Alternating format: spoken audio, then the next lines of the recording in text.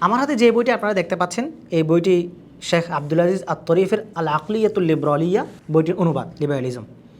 তো এই বইটি অনুবাদ করতে গিয়ে আমি বেশ কিছু বিষয় লক্ষ্য করেছি। প্রথম বিষয় হচ্ছে, আমরা সাধারণত আরবি যে সমস্ত কিতাবাদিগুলো দেখি বা আলেম উলামারা যে ধরনের রচনাগুলো আমাদের সামনে পেশ করে থাকেন, সেই রচনাগুলোতে কোরআন এবং হাদিসের নুসুস বা টেক্সটগুলোই বেশি দেখা যায় এবং সালাফদের যে ব্যাখ্যাগুলো থাকে সেই ব্যাখ্যাগুলোই বেশি উপস্থাপন করা হয়ে থাকে। কিন্তু এই বই আমি যেটা লক্ষ্য করেছি, একটি আধুনিক মতবাদকে খণ্ডন করতে গিয়ে শেখ আব্দুল আজিজ আত-তরিফি হাফিজাহুল্লাহ কোরআন এবং হাদিসের টেক্সটগুলোর সাপেক্ষে তিনি এমন কিছু যৌক্তিক আর্গুমেন্ট উপস্থাপন করেছেন যেগুলো লিবারালিজমের কোমর ভেঙে দিতে যথেষ্ট। এবং এই বই আমি যেহেতু অনুবাদ করেছি, অনুবাদ করার সময় আমি নিজে এই বইটা পড়েছি বেশ কয়েকবার। পড়তে গিয়ে আলহামদুলিল্লাহ আমার অনেক প্রশ্ন, আমার অনেক জিজ্ঞাসা, আমার অনেক অজানা বিষয় এখানে উন্মোচিত হয়েছে। আল্লাহ তাআলার যে বিধিবিধানগুলো আছে, শরীয়তের যে হুকুম আহকামগুলো আছে, এই হুকুম আহকামগুলোর মৌলিকত্বটা কি, কেন আল্লাহ তাআলা আমাদেরকে এই হুকুমগুলো দিয়েছেন, এগুলোর সুন্দর এবং উপযুক্ত ব্যাখ্যা আমি এই গ্রন্থে পেয়েছি। এবং আরও একটা বিষয় অনুবাদের ক্ষেত্রে এখানে আমি খেয়াল করেছি, সেটি হচ্ছে, আমরা কোনো বই যখন পড়ি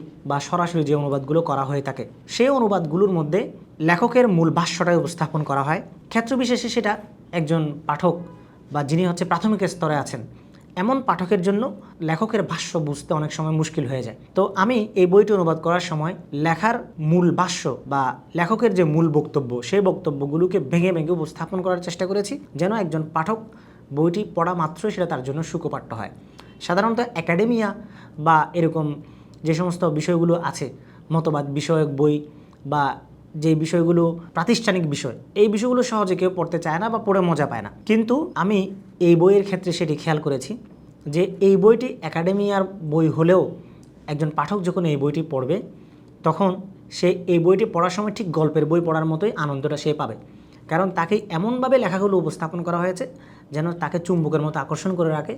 শুরু শেষ পাঠ করে না ওঠা অবধি সে যে আনন্দ, সে আনন্দ থেকে সে বঞ্চিত হতে চাইবে না। তো আশা করছি আপনারাও সেই আনন্দটাই পাবেন। একই সাথে আনন্দের সাথে শেখা বা শেখার সাথে যে আনন্দ, দুটি বিষয়ে আমরা এই বই থেকে হাসিল করতে পারবো ইনশাআল্লাহ।